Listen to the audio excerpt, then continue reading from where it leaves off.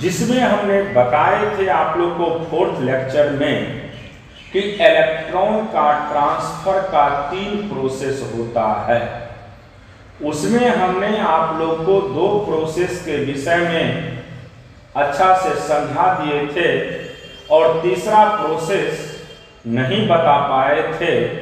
आज हम लोग तीसरे प्रोसेस यानी कंडक्शन की बात करेंगे। इसका कंडक्शन, ये जो कंडक्शन है ये इंपॉर्टेंट कॉन्सेप्ट है, क्योंकि इलेक्ट्रोस्टैटिक्स में मेनली आपको कंडक्शन के विषय में ही पढ़ना है।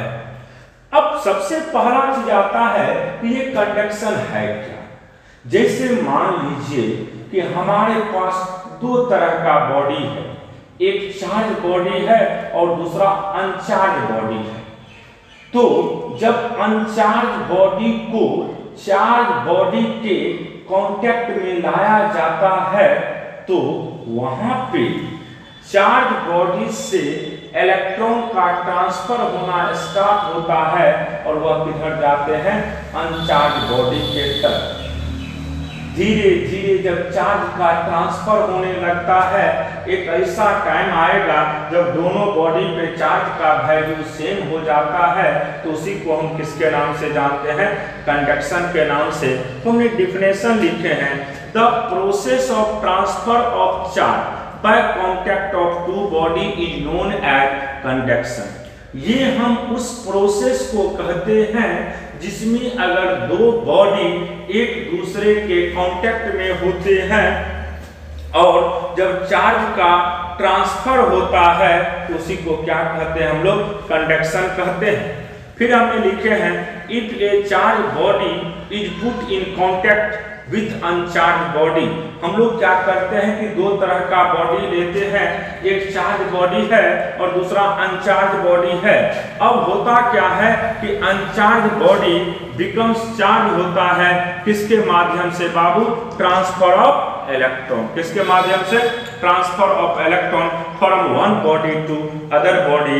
इसी को हम किसके नाम से जानते हैं, कंडक्शन के नाम से। तो अगर आपसे कोई पूछेगा कि कंडक्शन क्या है तो सीधा कहिएगा, जिस प्रोसेस में चार्ज का ट्रांसफर एक बॉडी से दूसरे बॉडी में होता है उसी को किसके नाम से जानते हैं हम लोग, कंडक्शन के नाम से। तो पॉइंट क्लियर हो गया कंडक्शन। अब इसमें कुछ नोट आप लोग को हम समझाते हैं। जैसे देखिए, सबसे इसमें इंपॉर्टेंट चीज ये है कि कंडक्शन जो प्रोसेस डेवलप होता है वह सिर्फ तब होते हैं जब 2 पॉइंट के बीच में पोटेंशियल का डिफरेंस होता है, क्योंकि चार्ज का ट्रांसफर सिर्फ तभी पॉसिबल है जब 2 बॉडी के बीच में किसका डिफरेंस होता है, पोटेंशियल। अगर पोटेंशियल सेम रहेगा तो चार्ज का कभी भी ट्रांसफर नहीं हो सकता है। जब तक पोटेंशियल डिफरेंस होता है तब तक ही चार्ज का ट्रांसफर होता है। जैसे ही पोटेंशियल सेम हो जाता है चार्ज का ट्रांसफर आपका बंद हो जाएगा। तो अब उसी को हम नोट के थ्रू नोट लिख करके समझा रहे हैं। 2-3 पॉइंट इसमें इंपॉर्टेंट पॉइंट है, उसको लिख दे रहे हैं। तो लिख लीजिएगा आप लोग भी, नोट करके सभी लोग को लिखा देते हैं। देखिए पहला नोट क्या है,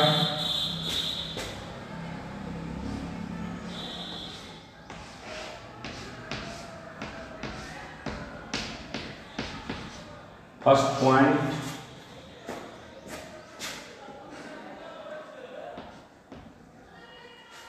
the charged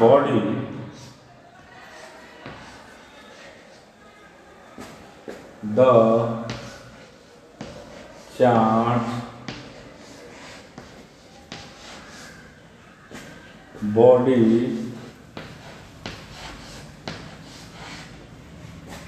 losses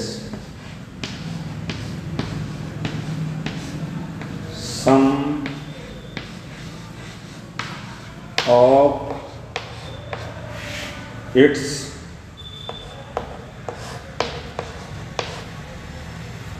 charge,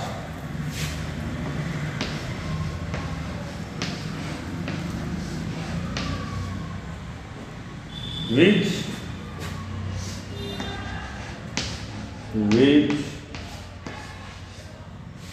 is equal to the charge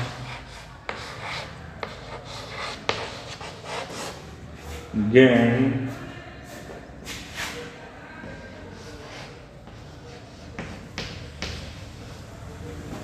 by the uncharged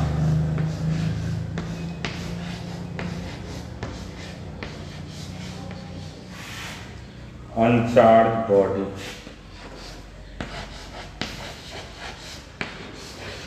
हमने लिखे हैं इसमें the charge body loses some of its charge. कोई भी चार्ज बॉडी होगा तो वह कुछ चार्ज को क्या करता है, लॉस करता है। वह जो होते हैं, वह जो भी चार्ज इक्वल होगा वह कहाँ पे जाएगा, अनचार्ज बॉडी के पास। किसके पास, अनचार्ज बॉडी के पास।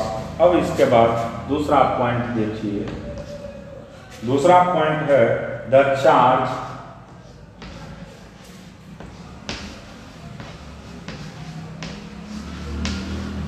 gain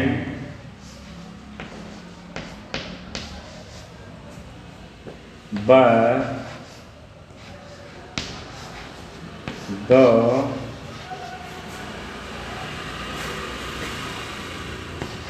uncharged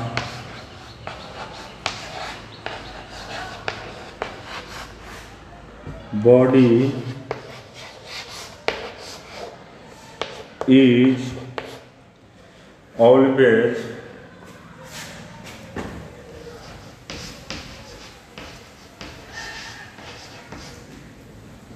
lesser than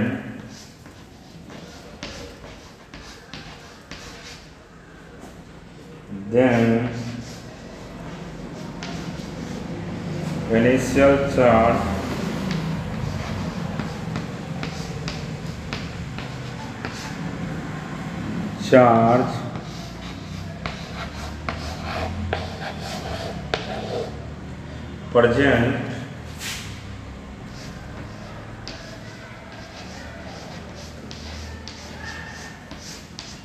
present on the charge body on the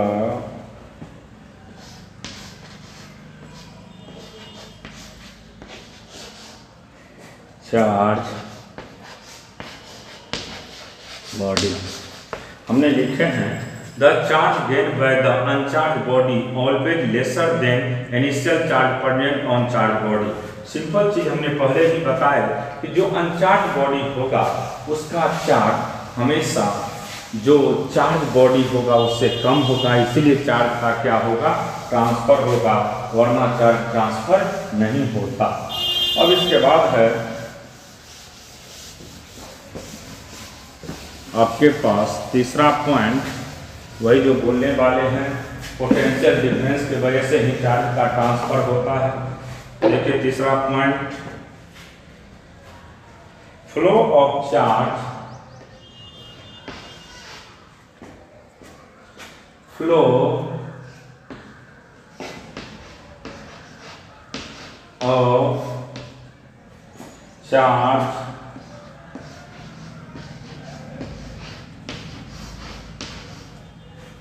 depend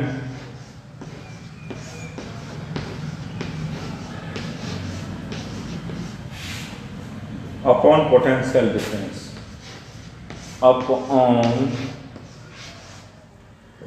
the potential difference।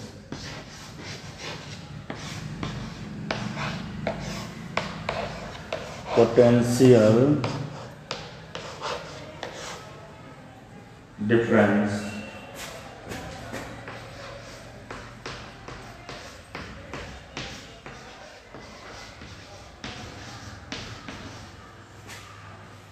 of both bodies, of both bodies।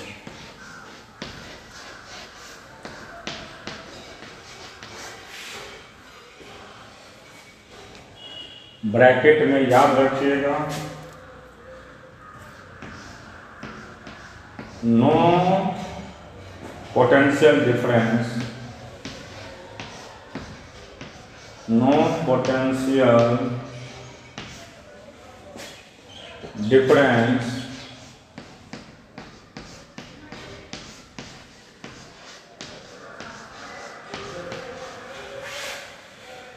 No conduction.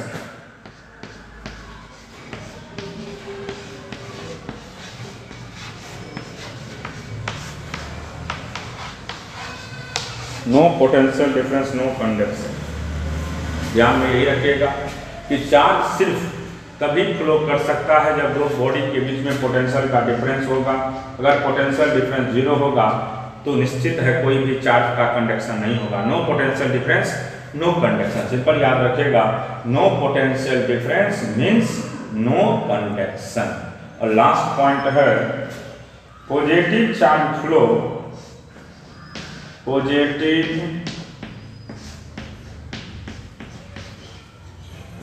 Charge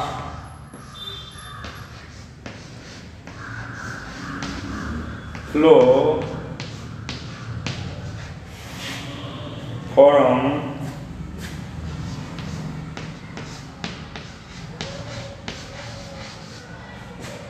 higher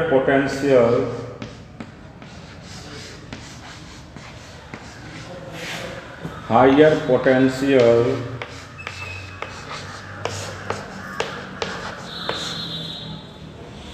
to lower potential, to lower potential.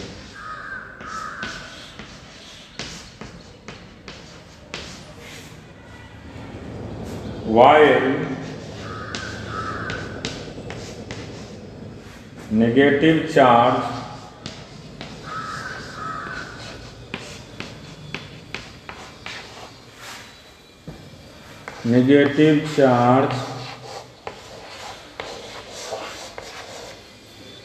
flow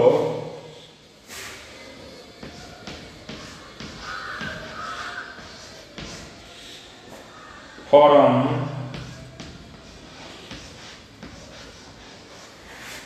lower to higher potential.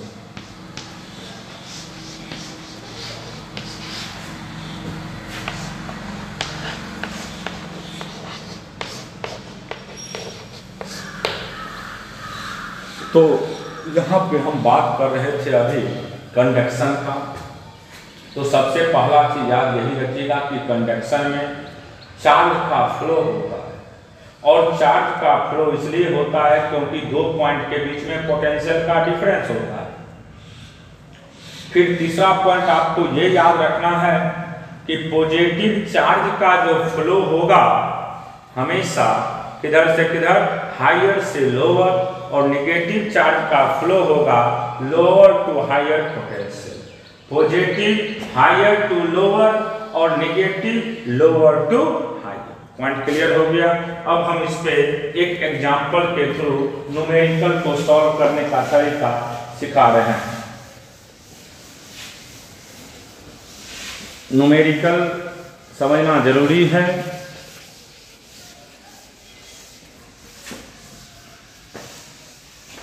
क्योंकि physics में बिना numerical का concept कभी भी clear हो ही नहीं सकता है। इसलिए अब हम आप लोग को एक न्यूमेरिकल के माध्यम से कॉन्सेप्ट को क्लियर कर देते हैं। क्या है न्यूमेरिकल, देखिए ध्यान से समझिएगा सभी लोग। हम एक न्यूमेरिकल आप लोग को अभी बताने वाले हैं। अच्छा, उससे पहले एक फिगर के थ्रू समझिए। फॉर एग्जाम्पल मैं एक फिगर बना रहे हैं। स्टेप ये फर्स्ट, आपके पास दो बॉडी है। एक बॉडी ये ए है,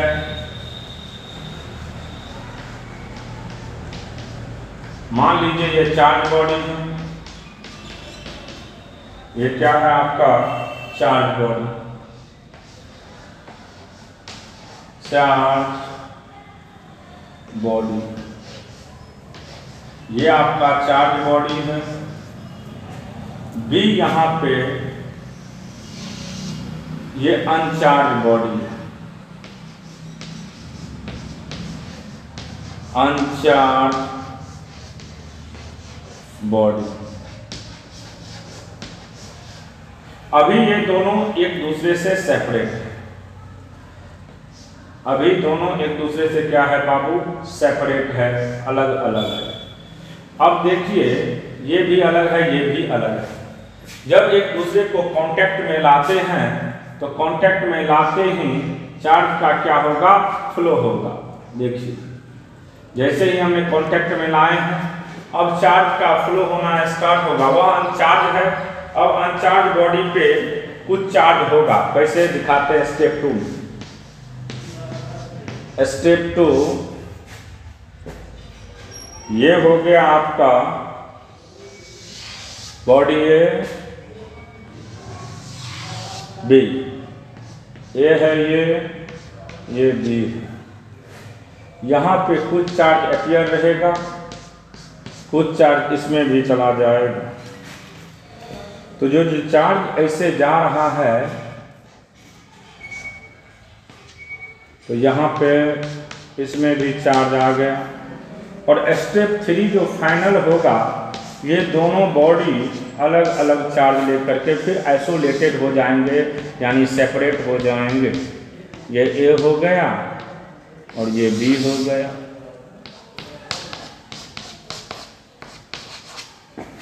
तो देखिए हम इसको समझा रहे हैं कंडक्शन को।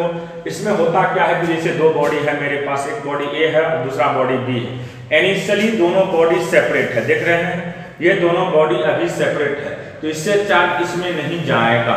लेकिन यहाँ पे ध्यान से समझना है कि आप लोग का स्टेप फर्स्ट क्या किए हैं कि दो कंडक्टर लिए हैं, एक में चार्ज है और दूसरा अनचार्ज है। अभी कोई भी चार्ज का फ्लो नहीं होगा। लेकिन जैसे ही हम इसको कनेक्ट कर देते हैं, अब देखिए यहाँ पे ये कनेक्ट हो गया है। जैसे ही कनेक्ट हुआ बाबू, इसमें चार्ज का क्या होगा, फ्लो होना स्टार्ट होगा। अब यहाँ से स्टेप 2 में यहाँ से कुछ चार्ज इसमें चला जाएगा। जब जाएगा तब तक चार्ज का फ्लो होते रहेगा जब तक दोनों का पोटेंशियल सेम ना हो जाए। जैसे ही दोनों बॉडी का पोटेंशियल सेम हो जाएगा, फिर ये दोनों बॉडी आइसोलेटेड हो जाएंगे, अलग थलग हो जाएगा। इसमें भी कुछ चार्ज हो जाएगा, इसमें भी। अगर शेप साइज सब कुछ सेम है तो दोनों में equal amount of charge appear होगा। यही एग्जाम्पल किसको रिप्रेजेंट करता है, कंडक्शन को। तो क्लियर हो गया कंडक्शन। तो ये प्रोसेस था इलेक्ट्रॉन ट्रांसफर का, चार्ज फ्लो का, ये समझ गए आप लोग। अब नेक्स्ट स्टेप की हम लोग बात करते हैं, एग्जाम्पल के थ्रू समझा रहे हैं। देखिए क्वेश्चन क्या है आपके पास, दिखा रहे हैं हम क्वेश्चन।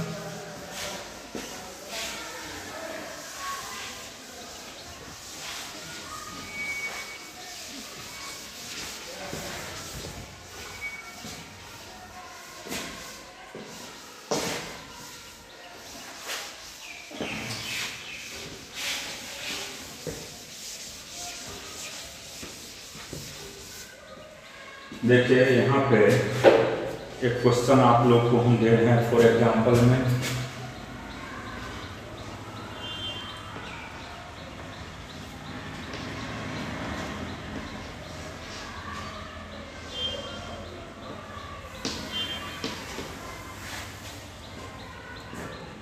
पहला क्वेश्चन है, when a piece of polythene when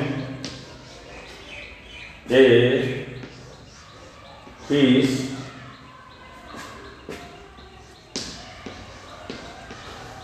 of polythene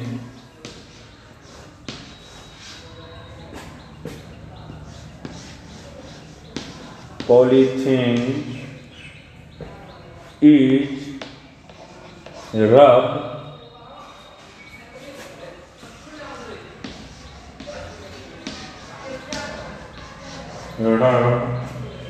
with whom?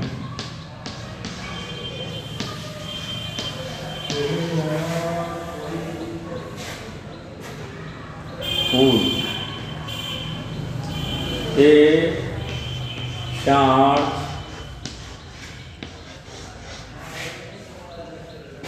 of -2 into 10 to the power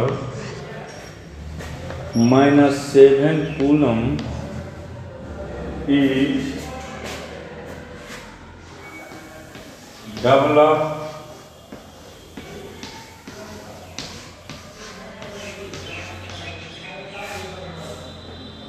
on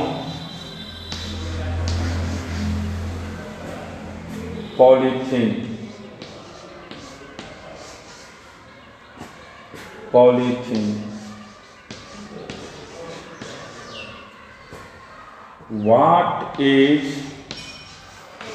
What is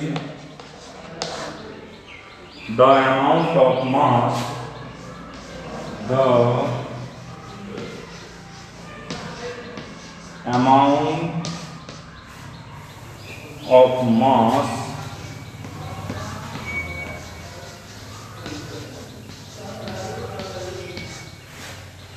which is transferred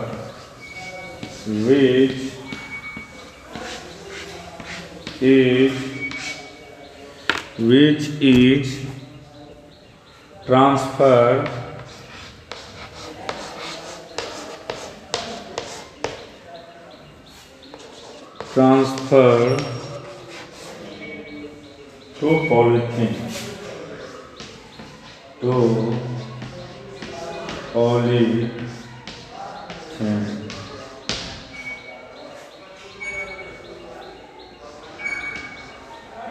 polythene. देखिए यहाँ पे क्वेश्चन क्या कर रहा है, सुनिए। एक पीस पॉलीथीन का है, रब करते हैं ऊन से,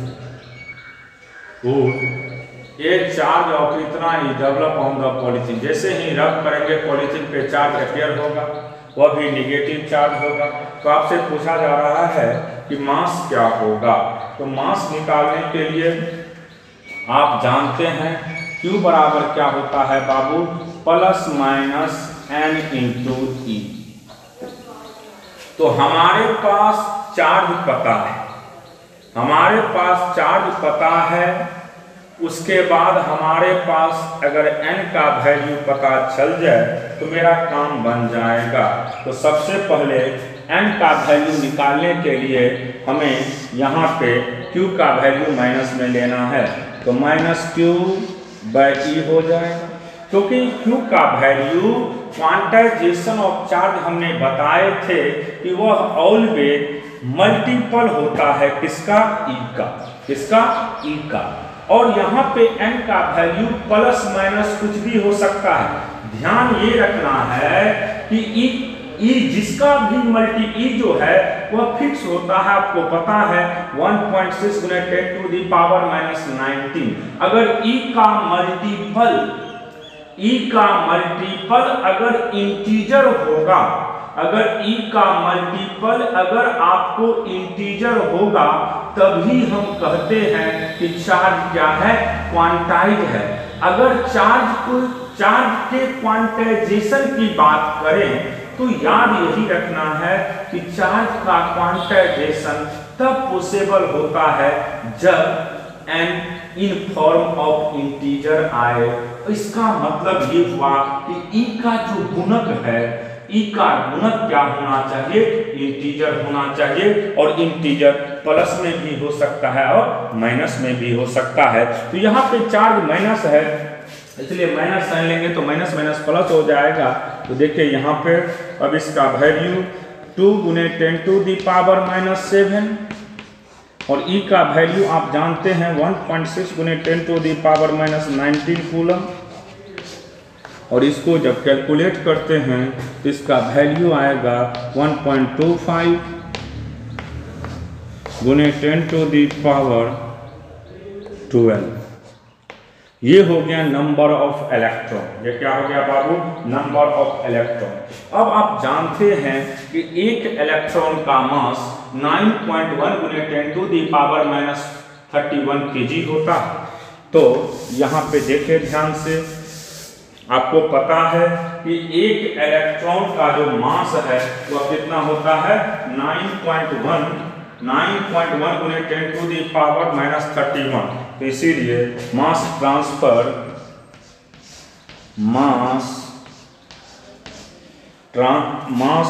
ऑफ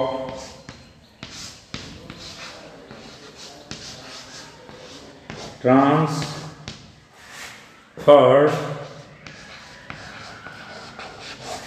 इलेक्ट्रॉन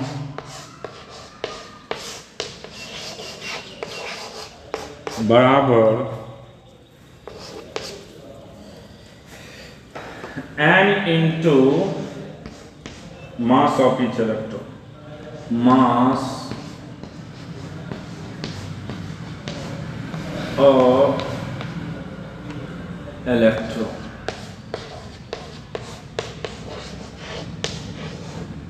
तो यानी 1.25 गुने 10⁻12 इंटू 9.1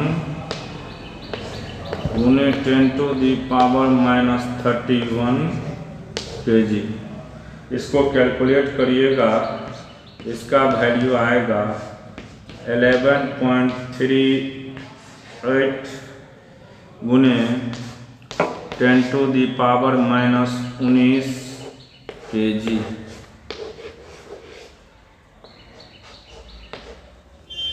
तो ये हो गया कि अगर इतना चार्ज पॉलीथीन का होता है तो वहां पे मास जो ट्रांसफर होगा उसका वैल्यू हो गया 11.38 गुने 10⁻19 kg। अब नेक्स्ट क्वेश्चन देखिए, दूसरा क्वेश्चन है। तो सबसे पहला चीज याद रखिएगा, नंबर ऑफ इलेक्ट्रॉन निकाल लेंगे। सबसे पहला क्या निकालिएगा, number of electron.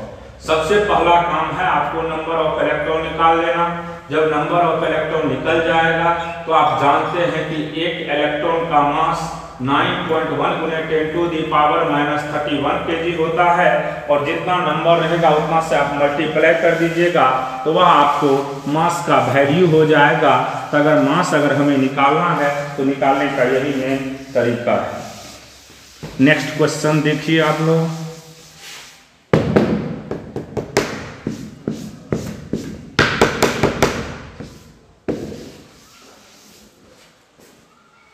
Next question समझिएगा।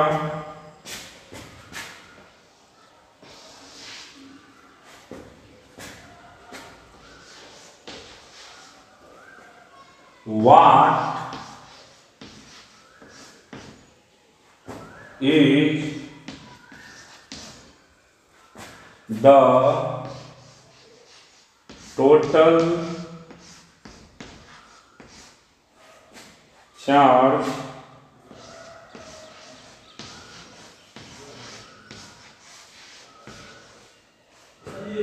on 75 kg of electron?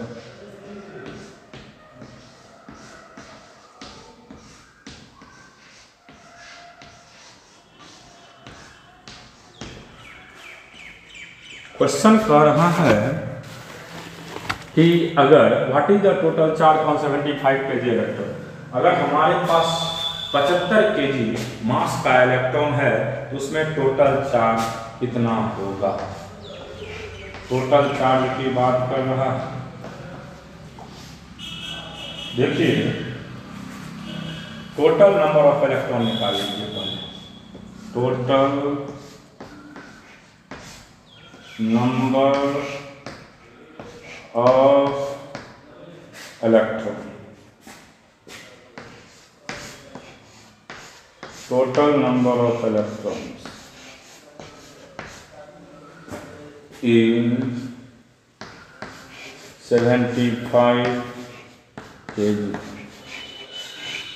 75 kg में कितना टोटल नंबर ऑफ इलेक्ट्रॉन, तो total mass by mass of electron, total mass by mass of electron, mass of electron. अगर नंबर ऑफ इलेक्ट्रॉन निकालना है तो total mass by mass of electron कर दीजिएगा तो m का वैल्यू निकल जाएगा। तो टोटल मास हो गया आपके पास 75 बाय 9.1 इंटू 10⁻⁻31 और इसको कैलकुलेट करिएगा तो इसका वैल्यू होगा 8.3 गुने 10⁻31। और आप जानते हैं चार्ज का वैल्यू Q बराबर होता है N इंटू E। तो N निकल गया है आपके पास 8.3 10⁻31 इंटू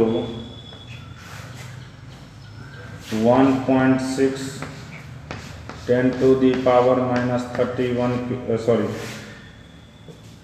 1.6 गुने 10⁻⁻19 कूलम चार्ज। और इसको जब कैलकुलेट करिएगा तो इसका वैल्यू निकलेगा, हमको माइनस में लेना है क्योंकि पहले तो इसका वैल्यू आएगा 1.33 गुने 10⁻13 कूलम, लेकिन आपको चार्ज पूछ रहा है किसका, इलेक्ट्रॉन का। तो चार्ज ऑफ इलेक्ट्रॉन होगा charge of electron, charge of electron, charge of electron बराबर हो जाएगा -1.33 गुने 10⁻13 कूलम, 13 कूलम। तो ये हो गया आपका, सबसे पहले दोनों क्वेश्चन की बात कर रहे थे, क्वेश्चन क्लियर हो गया। अब इसके बाद है आप लोग को नेक्स्ट कॉन्सेप्ट समझना। तो सबसे पहले देखिए, अगर आपके पास मास दिया रहेगा और टोटल चार्ज की बात करेगा तो कहीं भी किसी भी पार्टिकल का अगर आपको मास दिया रहे तो सबसे पहले आप नंबर ऑफ इलेक्ट्रॉन निकालेंगे। नंबर ऑफ इलेक्ट्रॉन निकालने का तरीका है mass by mass of each electron. क्या है, नंबर ऑफ इलेक्ट्रॉन अगर आपको निकालना हो, नंबर ऑफ इलेक्ट्रॉन का वैल्यू अगर निकालना हो तो याद रखिएगा given mass by mass of each electron, given mass by mass of each electron को नंबर ऑफ इलेक्ट्रॉन्स कहते हैं। जब नंबर निकल जाएगा तो चार्ज का वैल्यू Q बराबर क्या होता है, N इंटू ई, Q बराबर N इंटू ई। N का वैल्यू पता रहेगा, चार्ज का वैल्यू आप जानते हैं, गुना करिएगा तो देख लीजिएगा जो भी आए। यहाँ चार्ज ऑफ इलेक्ट्रॉन का रखा आपको पता है कि चार्ज जो इलेक्ट्रॉन का होता है वो माइनस में, इसलिए हम किस साइन के साथ लिखेंगे। अगर यहाँ कहता चार्ज ऑफ प्रोटॉन तो आंसर ये हो जाता, अगर चार्ज ऑफ प्रोटॉन की बात करता तो इसका आंसर यही होता। लेकिन अगर आपसे क्वेश्चन में पूछा जा रहा है कि चार्ज ऑफ इलेक्ट्रॉन क्या होगा तो आपको पता है कि चार्ज जो इलेक्ट्रॉन का होता है वो माइनस साइन के साथ होता है, इसीलिए हम लोग इसमें माइनस लगा दिए और इसका वैल्यू -1.33 गुने 10⁻13 कूलम हो गया। अब इसके बाद ये तो दो क्वेश्चन था, फिर नेक्स्ट कंसेप्ट समझना है। अब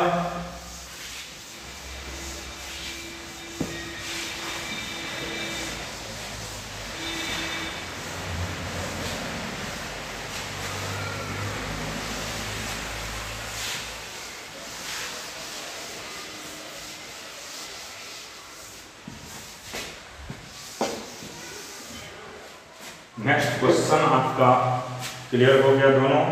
अब हम बात करते हैं, ये बहुत इम्पोर्टेंट है, इसी के आधार से हम पूरे इसमें चर्चा करेंगे टॉपिक में। Coulomb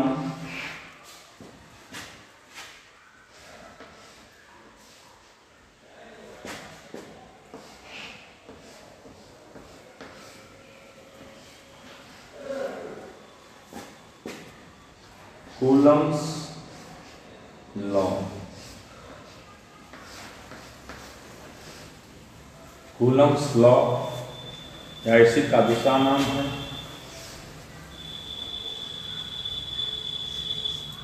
inverse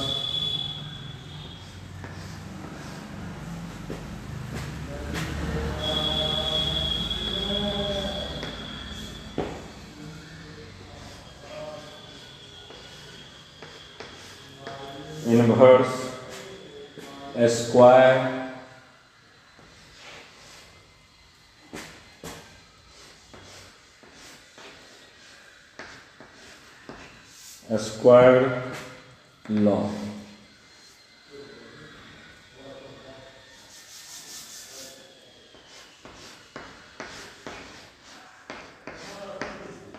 inverse square law. Inverse square law Coulomb's law का दूसरा नाम होता है inverse square law. Coulomb's law को ही हम किसके नाम से जानते हैं? Inverse square law. Coulomb's law को ही किसके नाम से जाना जाता है? इनवर्स स्क्वायर लॉ के नाम से। कूलम्स लॉ को ही हम इनवर्स स्क्वायर लॉ कहते हैं। तो सबसे पहले कूलम्स लॉ है क्या, सुनिएगा ध्यान से। कूलम्स लॉ, अगर आपके पास कहीं पे भी दो चार्ज दिया हुआ हो और दोनों चार्ज ऑलवेज क्या होना चाहिए? रेस्ट में। अगर आपके पास दो चार्ज दिया रहे और दोनों चार्ज अगर रेस्ट में है और दोनों चार्ज के बीच का अगर मीडियम सेम है तो दोनों के बीच में उसी लाइन के अक्रॉस एक फोर्स लगा है, उसी फोर्स को हम कूलम्बिक फोर्स के नाम से जानते हैं और उसी को हम लोग इनवर्स स्क्वायर लॉ के नाम से जानते हैं। इसका स्टेटमेंट क्या है, सुनिएगा ध्यान से। फोर्स जो है वह हमेशा डायरेक्टली प्रोपोर्शनल होते हैं चार्ज के, दोनों चार्ज के मैग्नीट्यूड के प्रोडक्ट का। फोर्स जो है हमेशा डायरेक्टली प्रोपोर्शनल होता है दोनों चार्ज के मैग्नीट्यूड के प्रोडक्ट का, और सेपरेशन जो है वह हमेशा इनवर्सली प्रोपोर्शनल होता है बीच के सेपरेशन के स्क्वायर का। एक बार फिर से सुनिएगा ध्यान से। फोर्स जो है वह हमेशा डायरेक्टली प्रोपोर्शनल होते हैं दोनों चार्ज के प्रोडक्ट के मैग्नीट्यूड का, और फोर्स इनवर्सली प्रोपोर्शनल होते हैं बीच के सेपरेशन के स्क्वायर का। ध्यान में यही रखना है कि दो चार्ज होना चाहिए और दोनों चार्ज ऑलवेज क्या होना चाहिए? रेस्ट में, और दोनों चार्ज ही पॉइंट चार्ज होना चाहिए, लाइन चार्ज इसमें संभव नहीं। तो हम यहाँ पे सबसे पहले आप लोग को स्टेटमेंट लिख करके समझा देते हैं कि स्टेटमेंट है क्या। देखिए स्टेटमेंट इसका पहले लिख लेंगे सभी लोग। Statement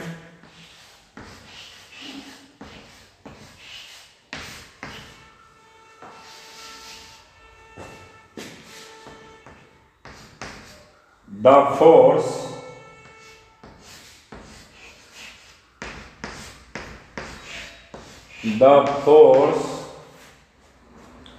of interaction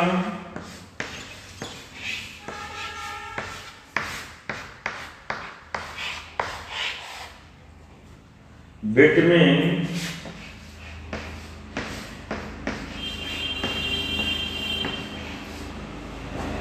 any two point charge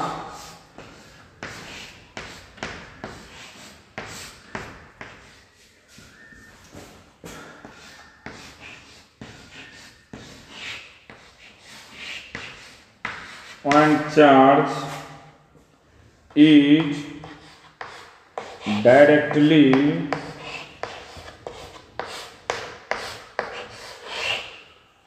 proportional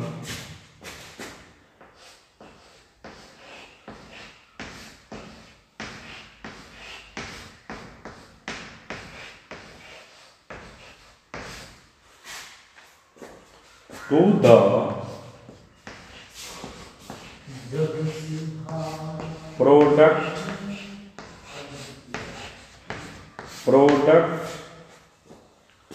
of the charges.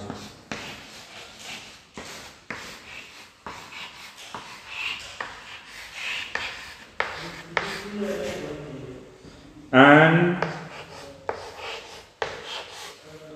inversely proportional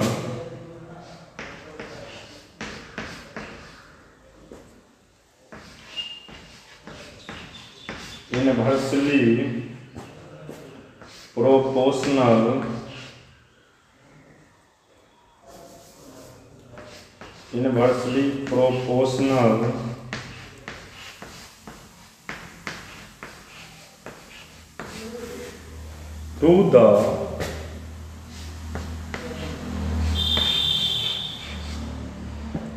square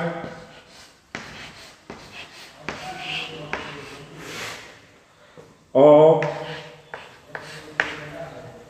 the distance between them.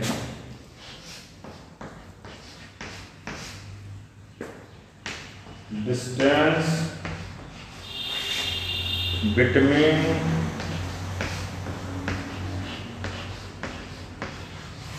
them.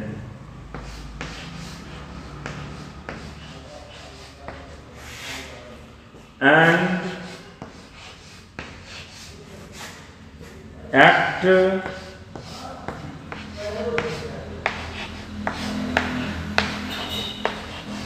along the line joining the two charts. Joining the two charts.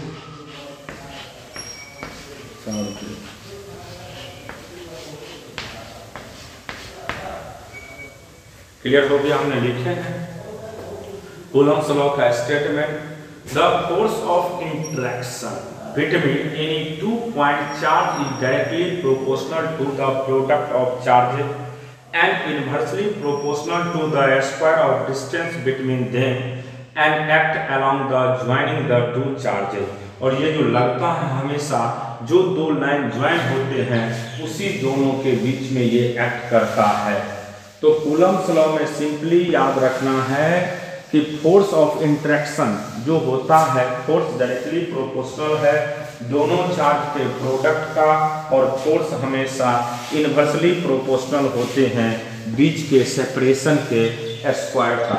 Force हमेशा directly proportional होता है दोनों charge के product का, और force inversely proportional होते हैं बीच के सेपरेशन के स्क्वायर का। अब देखिए इसको हम फिगर के थ्रू समझा रहे हैं। दोनों पॉइंट चार्ज होना चाहिए। ये चार्ज Q1 है और ये चार्ज Q2 है।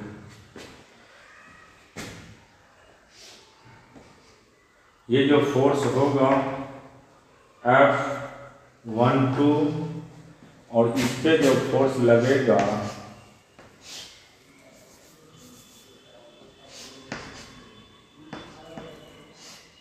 F21, दोनों के बीच का सेपरेशन R है।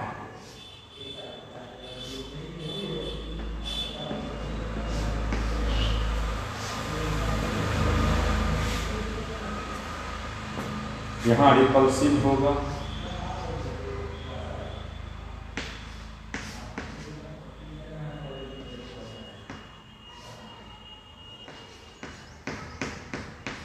रिपल्सिव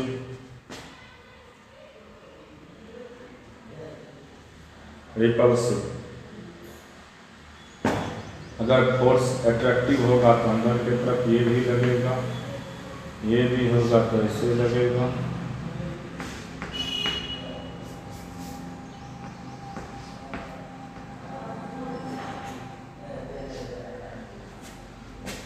अट्रैक्टिव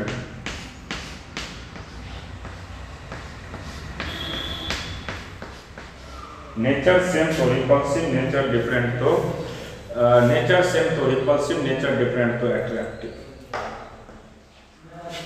अब देखिए force on two due to one, इसका मतलब हो गया force on two due to one, ये हो गया force on one, force on one due to to.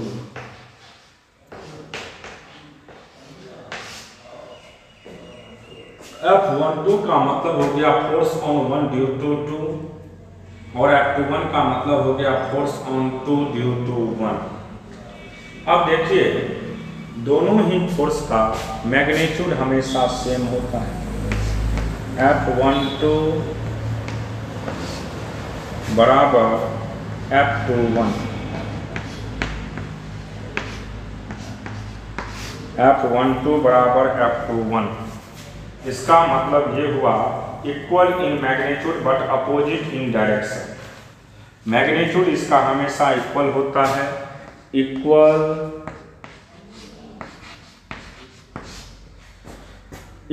Magnitude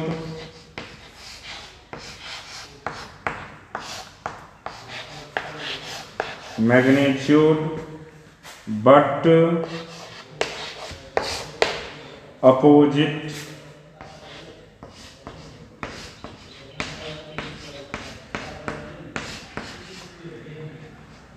equal magnitude but opposite in direction,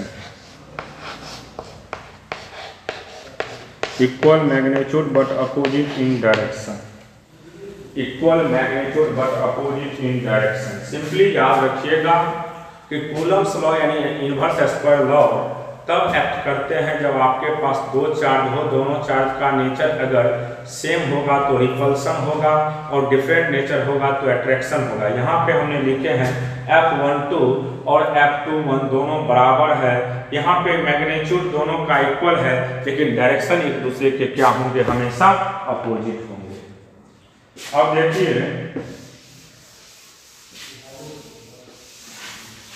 force हमेशा डायरेक्टली प्रोपोर्शनल होते हैं दोनों चार्ज के प्रोडक्ट के मैग्नीट्यूड का। तो दिखा दीजिएगा आप लोग भी। फोर्स यानी electrostatic force,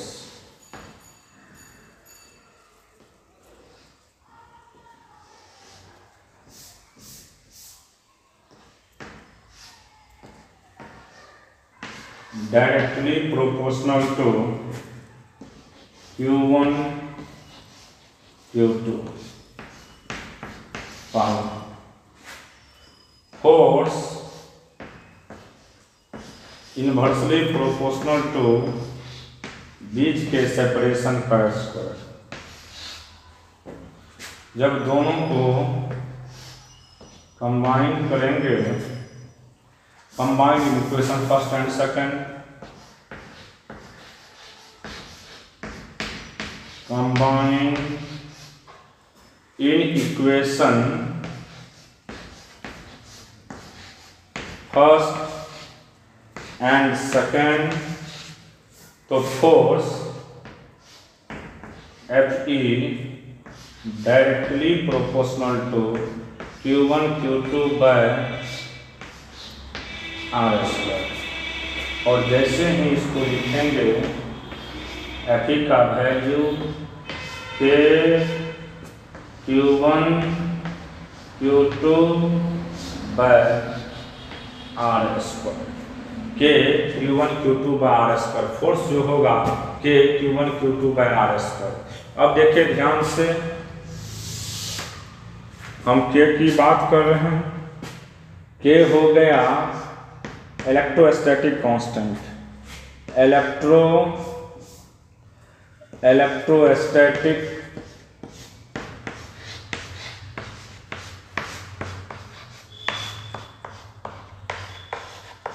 constant.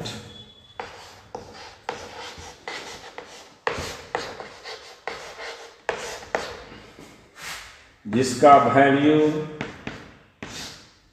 1.1/4 pi epsilon not, और इसका वैल्यू लेते हैं हम लोग 9 × 10⁹, 9 × 10⁹ newton metre square by coulomb square, newton metre square by coulomb square, newton metre square by coulomb square. और के डिपेंड करता है नेचर ऑफ मीडियम, के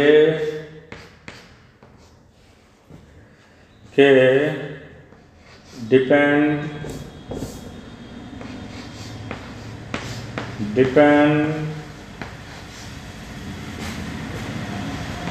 on the nature of medium, nature of medium separating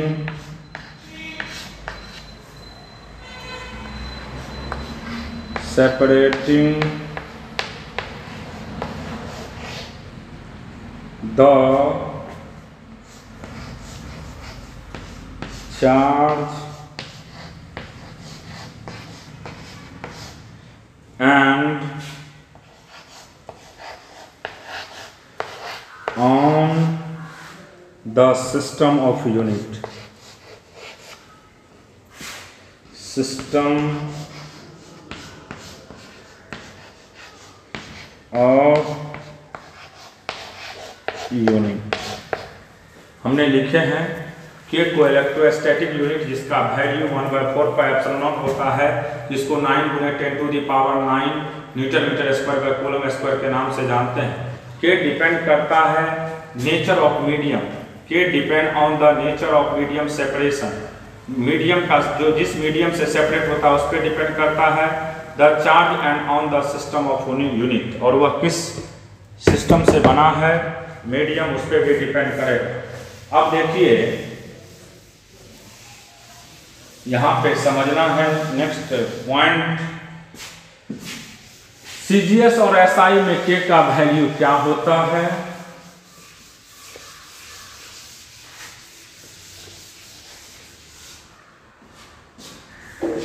देखिए ध्यान से, in CGS system, in CGS A बराबर 1 हो गया, ए का वैल्यू 1 हो गया बाबू, तो फोर्स का वैल्यू होगा, फोर्स एयर के केस में Q1 Q2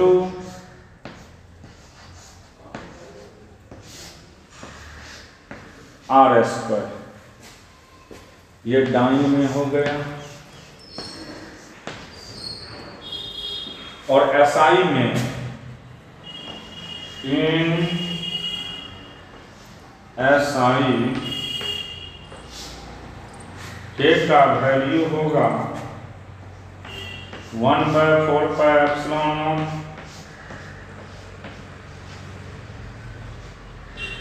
eight air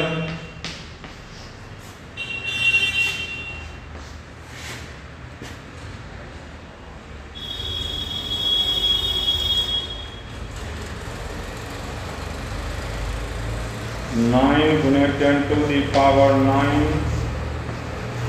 Q1 Q2 by R²। तो ये हो गया फोर्स का वैल्यू। एयर में कोई पूछेगा तो Q1 Q2 by R² dine कहिएगा, और एसआई सिस्टम में कोई पूछेगा तो कहिएगा 9 × 10⁹ Q1 Q2 by R²। अब अगर हम बात करते हैं एप्सिलॉन नॉट का value and unit,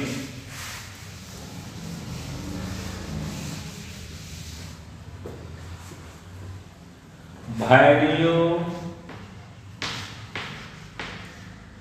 and unit of epsilon not.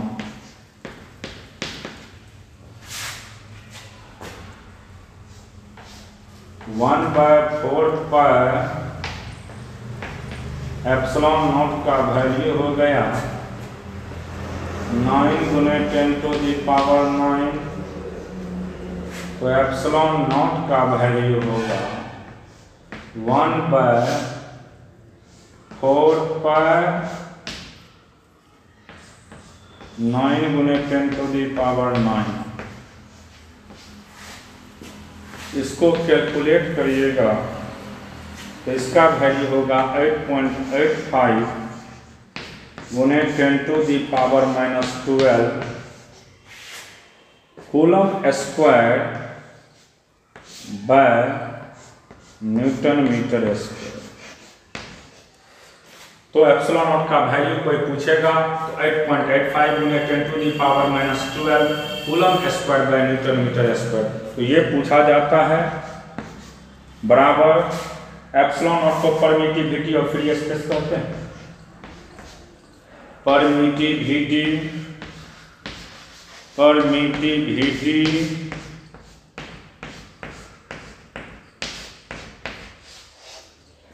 Of free space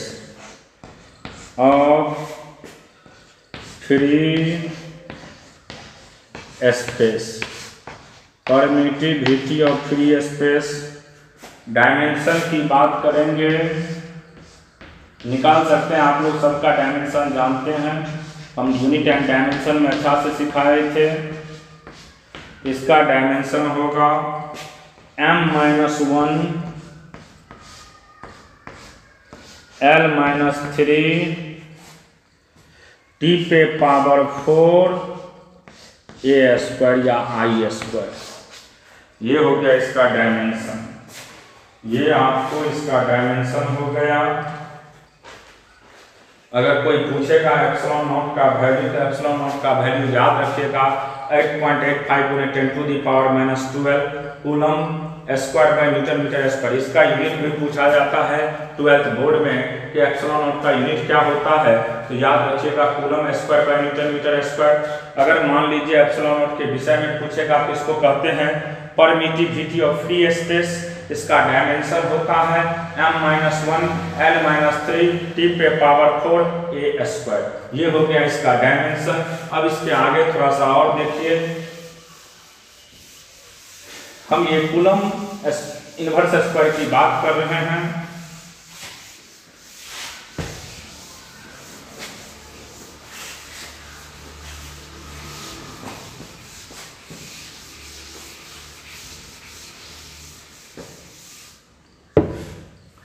अब देखिए बाबू, अब एक बात आता है रिलेटिव परमिटिविटी का। सुनिए, समझिएगा पहले। एप्सिलॉन बराबर होता है एप्सिलॉन नॉट एप्सिलॉन आर, और एप्सिलॉन आर को ही हम लोग कहते हैं रिलेटिव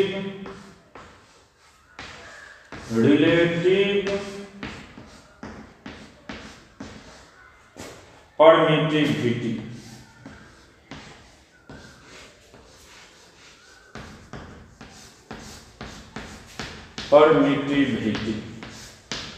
रिलेटिव परमिटिविटी, और इसका वैल्यू होता है एप्सिलॉन बाय एप्सिलॉन नॉट। तो याद रखिएगा एप्सिलॉन को हम ये भी लिख सकते हैं एप्सिलॉन नॉट के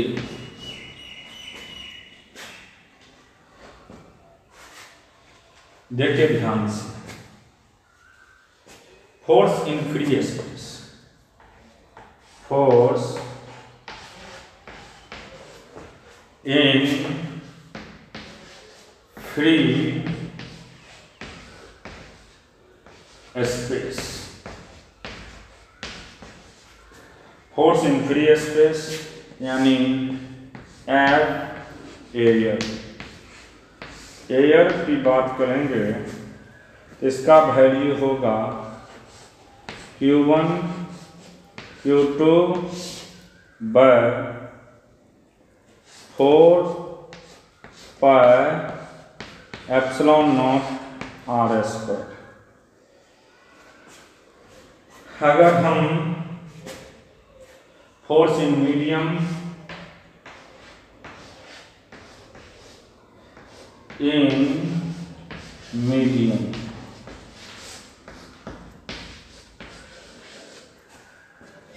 F मीडियम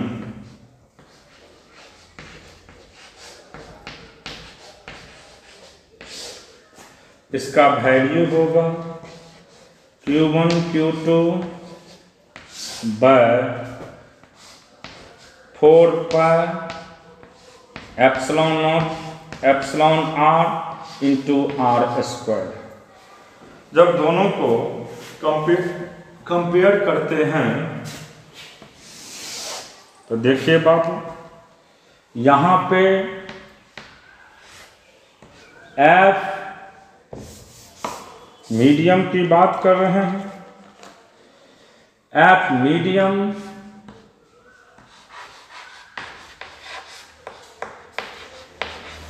तो F एयर बाय K हो गए, यानी फोर्स डिक्रीजेज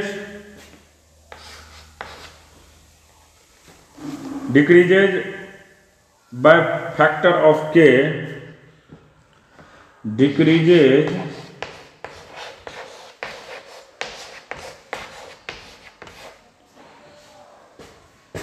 by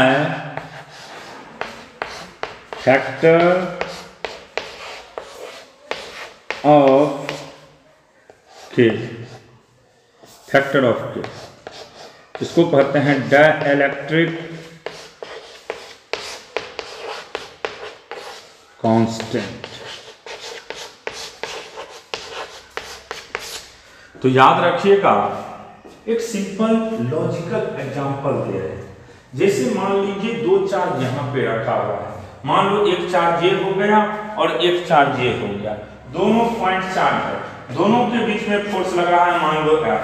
अगर इसमें यहां पे कोई लकड़ी का टुकड़ा रख देते हैं, तब जब फोर्स की बात करेंगे तो ऑब्वियस बात है वह रोकने का कोशिश करेगा, जिसकी वजह से यहाँ पे फोर्स डिक्रीज होगा। एक सिंपल और लॉजिक है।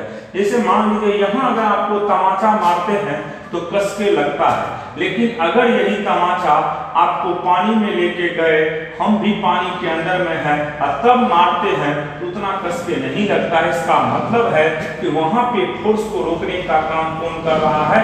वाटर कर रहा है। तो सिंपली याद रखिएगा कि जब भी कोई चार्ज पार्टिकल एयर के अलावे किसी अदर मीडियम में जाता है तो निश्चित फोर्स का वैल्यू K टाइम्स डिक्रीज करता है।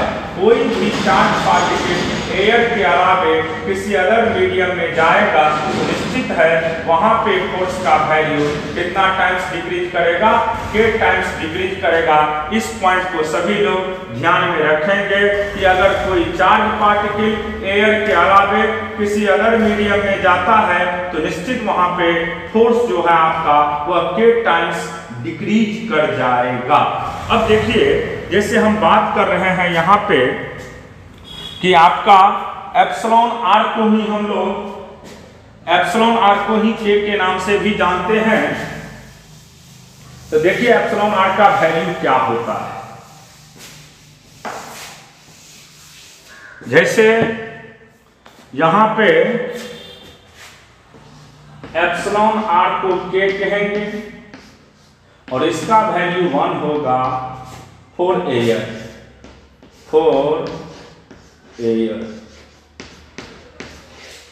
एयर के केस में याद रखिएगा कि K यानी एप्सिलॉन r का वैल्यू किसके बराबर होगा?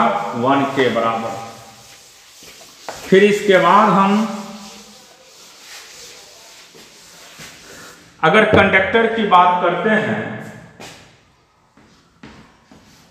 K बराबर इंफिनिटी फॉर कंडक्टर।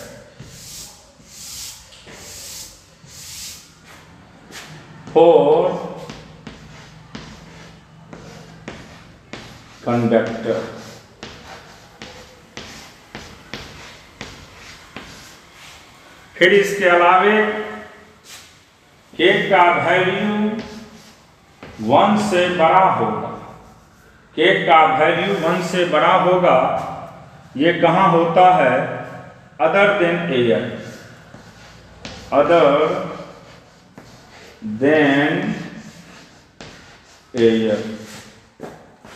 एयर के अलावे किसी अदर मीडियम में जाएगा तो इसका वैल्यू के से बड़ा हो जाएगा।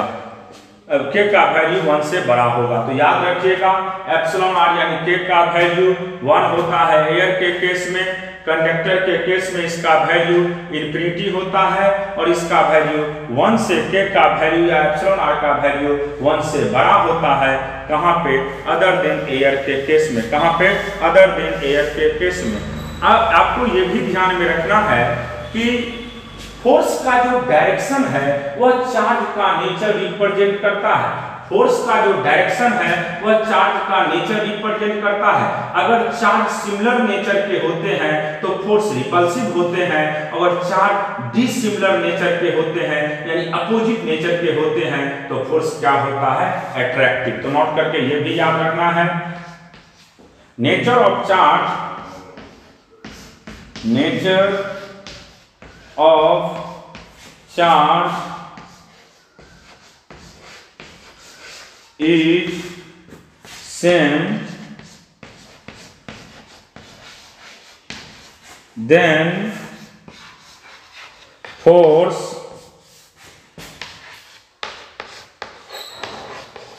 is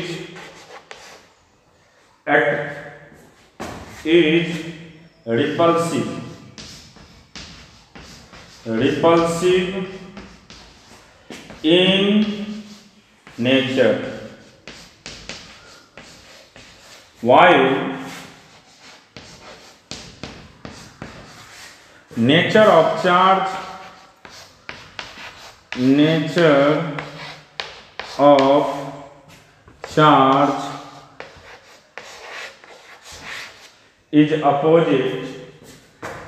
is opposite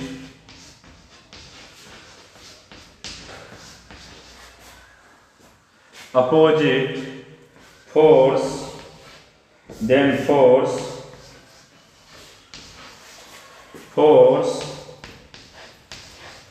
is attractive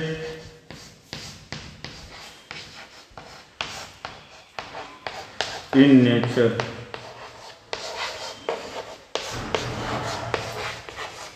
तो याद रखिएगा चार्ज का नेचर अगर सिमिलर रहेगा तो फोर्स क्या करेगा, रिपेल करेगा, और चार्ज का नेचर अगर अपोजिट रहेगा तो फोर्स क्या करेगा, अट्रैक्ट करेगा। याद हो गया सभी को कि अगर चार्ज का नेचर सिमिलर है, चार्ज का नेचर कैसा है, सिमिलर यानी दोनों पॉजिटिव है या दोनों निगेटिव है, तो निश्चित वहां पे दोनों चार्ज के बीच में जो फोर्स लगेगा वह रिपल्सिव नेचर के होंगे। और चार्ज का नेचर अगर अपोजिट है, एक प्लस है दूसरा माइनस है, तो निश्चित वहां पे जो भी फोर्स लगेगा वह किस नेचर का होगा, अट्रैक्टिव नेचर का।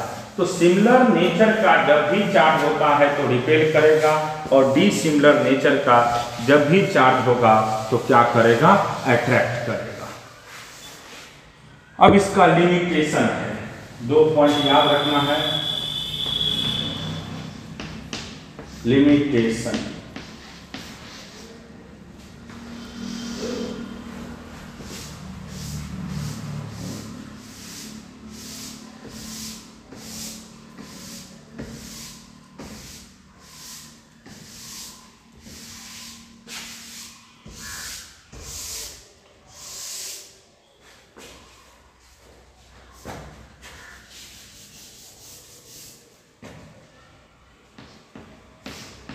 लिमिटेशन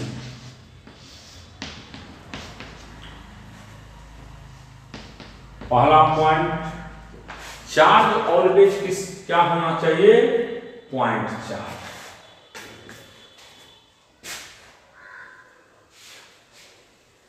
तो पॉइंट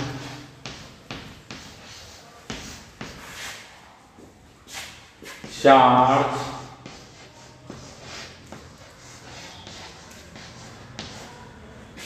are in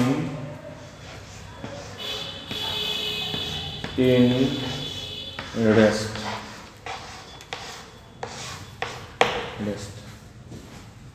दूसरा मीडियम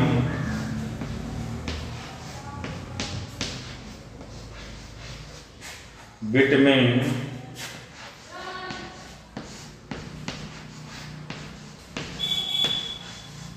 2.4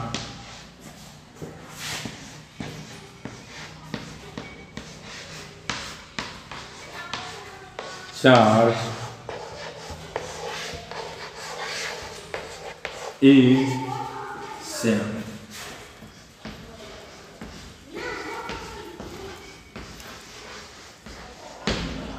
ध्यान ये भी रखना है कि दोनों 0.4 ऑलवेज रेस्ट में होना चाहिए और 2.4 आर इन रेस्ट। 2.4 और दोनों क्या होना चाहिए? रेस्ट में। मीडियम बिटवीन 2.4 इज सेम और दोनों 0.4 के बीच का मीडियम भी क्या होना चाहिए? सेम होना चाहिए। क्लियर हो गया? ये दोनों लिमिटेशन है कि कूलम्स लॉ कहाँ एप्लीकेबल होगा। तो कूलम्स लॉ सिर्फ वहीं पे एप्लीकेबल होते हैं जहां पे दो चार्ज हो और दोनों ऑलवेज रेस्ट में होना चाहिए और दोनों पॉइंट चार्ज के बीच का जो मीडियम होना चाहिए वह भी सेम होना चाहिए। दोनों पॉइंट चार्ज के बीच का मीडियम भी बाबू क्या होना चाहिए? सेम होना चाहिए। अगर मान लीजिए इफ Q1 बराबर Q2 बराबर 1 कूलम और सेपरेशन का वैल्यू 1 मीटर है, तो फोर्स एयर के केस में क्या होगा बाबू? 9 गुने 10 टू दी पावर 9 गुने 10 टू दी पावर 9 न्यूटन। क्या हो जाएगा? 9 गुने 10 टू दी पावर 9 हो जाएगा। अब इसको हम वेक्टर के फॉर्म में समझा